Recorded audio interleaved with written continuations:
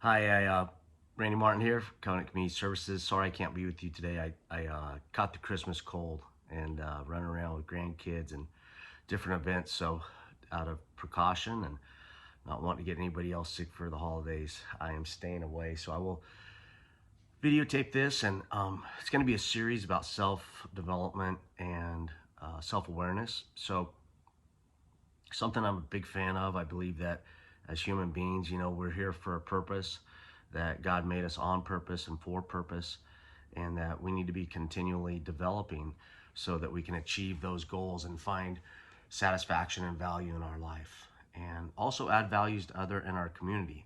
So when we are getting things right, everything's better. And part of the mission of Covenant being restoring lives and transforming generations means that you have to do the hard work of restoring your life. That there was a plan set out by my faith voice in my head that tells me that, I believe that evil is real, and people do bad things. And when bad things happen to children, obviously they're removed from the foster care system in the setting we're talking about. And then that system always isn't designed to bring about the best behaviors and the best development. Sometimes it, in fact, seems like it just creates more anxiety and trouble and trauma. So getting pulled out of a family with trauma and drama and then being put back into a system where there's often trauma and drama can lead to a lack of self-awareness and a lack of development. So that's why we're hitting this straight on today, just to talk about it.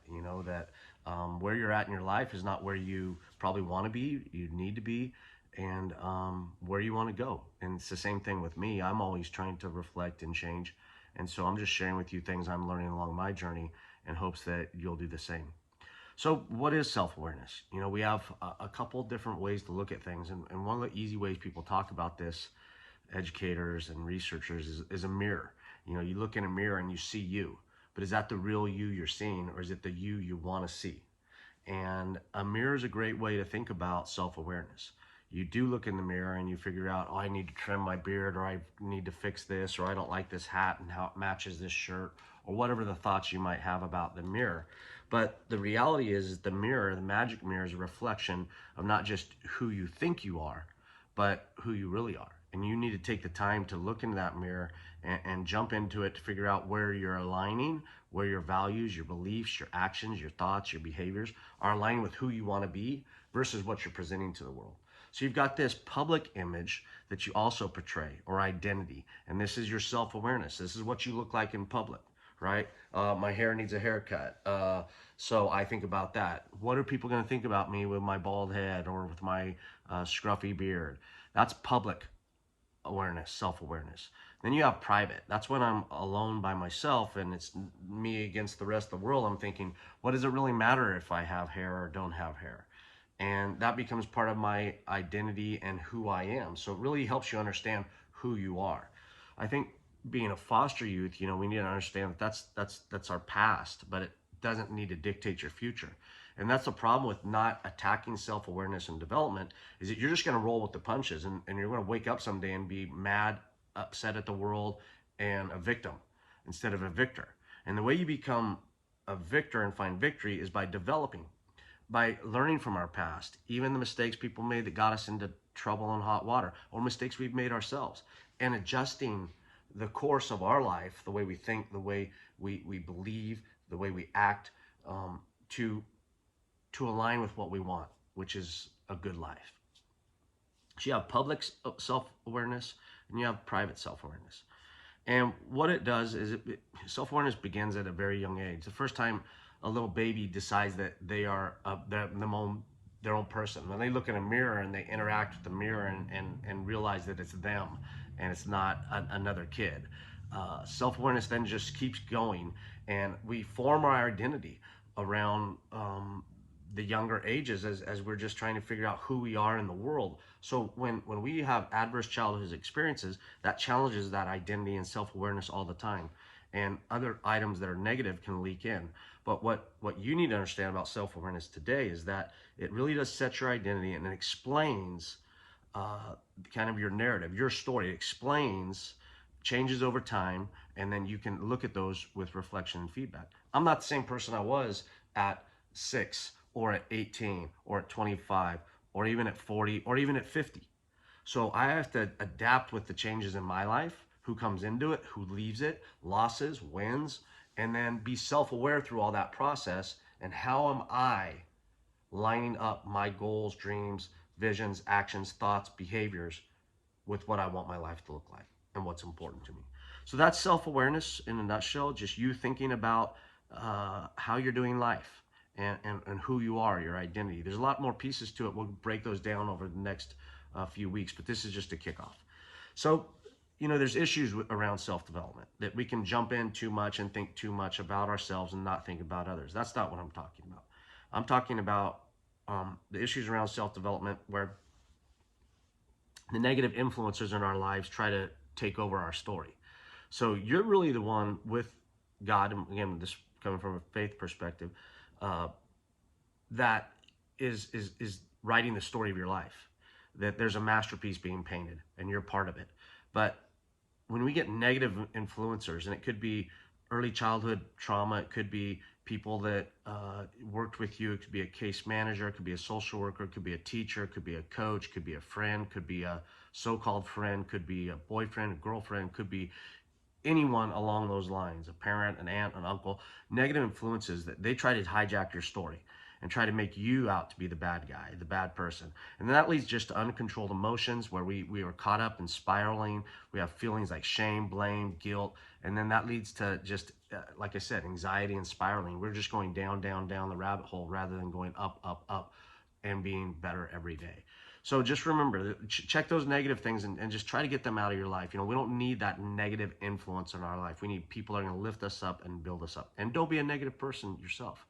Don't beat yourself up. Uh, make sure you're practicing some self-compassion. We'll get into that. So what is positive self-development? That's development that's going to increase your emotional intelligence. You've heard about IQ, which is your intelligent quotient. Emotion intelligence is your EQ, your emotional quotient. That's where you're dealing well with your emotions and also recognizing the emotions of others. It gives you empathy when someone's been hurt or sick or has lost someone or they're going through something. You can feel their emotions. You're living in their shoes, not walking in their shoes. So you're feeling their pain. These are the things that come out of emotional intelligence, and it also helps you understand you and where you fit in the world, how you make sense of the world, how your feelings, your thoughts, your values, your beliefs and actions align with other people in the world, and where you're different and how you can accept that, the diversity, the inclusion, and the equity around emotional thoughts and feelings along with your own, and not judge people, but just absorb the fact that emotionally we can be different and we can be spiritually, physically, mentally as well. So emotional intelligence comes out of these practices we're going to talk about today, where you're positively developing yourself. So there's really 4 components. We're going to hit these real quick. 1 is mindfulness, 2 is self-compassion, 3 is reflection, and 4 is feedback. And these are things you need to be doing all the time. The first one is mindfulness. That's just being aware of where you're at right now and what you're doing. I'm aware right now that I am speaking into a camera and at my home and in a t-shirt talking to you and with glasses on, and it feels weird because I'm not with you. But at the same time, I'm glad that I'm here mindfully present with you, not distracted, not giving you my full attention, not doing anything else, but being mindful about where I'm at right now, how I'm feeling, uh, what's happening in my life, and how things are going. All those things are critical to my self-development. So for me to be mindful is just to be present in the moment and understand what's happening with my thoughts, feelings, behaviors, actions, and how I can learn and grow from them. The second one is self-compassion. Self-compassion is where we kind of give ourselves a break, and I need to do that today. I'm videotaping this. I'd much rather be with you in person and go through these items with you, but recording on my cell phone, not videotape. But self-compassion is just taking it easy on yourself and saying, okay, there's no judgment. I woke up in the middle of the night sick. I can't go blaming myself for that. I mean, I could if I, was doing something weird like eating and drinking after, but that's not what happened. I just got sick. I'm around a bunch of grandkids. Mr. Claus. So I need to let it go. and not judge myself. There's things where you're judging yourself, and just don't do that. Self-compassion is taking it easy on yourself and giving yourself patience and grace to grow through the process. So try not to beat yourself up, learn, fail forward. That's what we call it. And then the last two work together. One's reflection, the other's feedback. Reflection just means thinking about what happened. I like to practice what I call is reviewing the game film. I grew up on the lap of football coaches and hanging out watching film where they recorded the game, and then they talked about the game. What were the good things they did? What were the things they need to learn from? Where did we blow it? Where did we succeed? And then that helps them get better the next week as they go and practice and prepare for the next game. So reviewing the game film is this idea of reflection. You're just reflecting on what's going on and this feedback loop of who you are, what you want, why you do what you do, what you want to do, and then you make changes to align with those values and desires. So you're watching and looking at yourself, reflecting on how things are going, and then where can I make changes? What could I have done differently today that would have set this apart? And then the last part of that is it's a kind of a loop, is feedback. And this is where you're looking at that game film and going, okay, now I made some changes this week based upon what I learned and what I thought about myself, excuse me. And how did those changes impact my day, my mental wellness, my feeling about myself and my place in the world? How did the changes I made help me achieve my goals, dreams, desires? How did my changes I made bring help, or did they bring harm? And so those are the things you have to do with reflection and feedback. So one more time, mindfulness, being where you're at, when you're there, and aware of who you are and what you're doing. 2, self-compassion. Take it easy on yourself when you're learning and growing and moving forward in this process. Don't beat yourself up. Give yourself patience and grace. Reflection, thinking about what happened and what changes you can make, making those changes, and then feedback.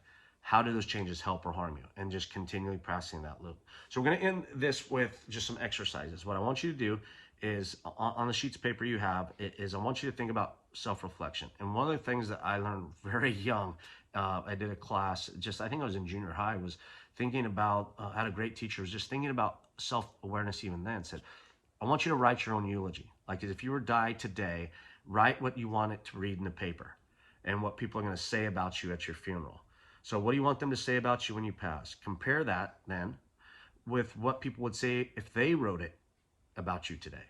And, I want my eulogy to say that he was a man that loved people, that loved God, that loved his family, that prayed for people, that helped people, that tried to make his community a better place, that enjoyed riding a bike and hanging out with friends and some funny stories and things like that, right? Well, if people, that's what I want. So that's what my life should look like if that's what I want people to talk about me when I passed.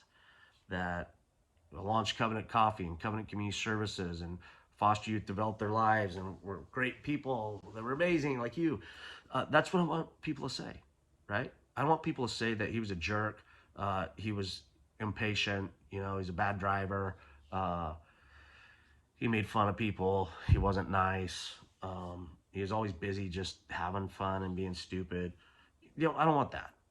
And I need to adjust my life to fix that. That's why that's an important thing. So write your own eulogy, follow the instructions there. And then the second part of that is, what are the main regrets you had if you were on your deathbed right now? If you're on your deathbed right this moment, what are your big regrets? Well, that's a good one, because then you're going to try to adjust not being that person that lived with regrets. I wish I spent more time with friends. I wish I would have invited that person over. I wish I would have took that person to coffee and hung out. I wish I would have talked to that person more about this or that. I wish I would have spent more time with my family.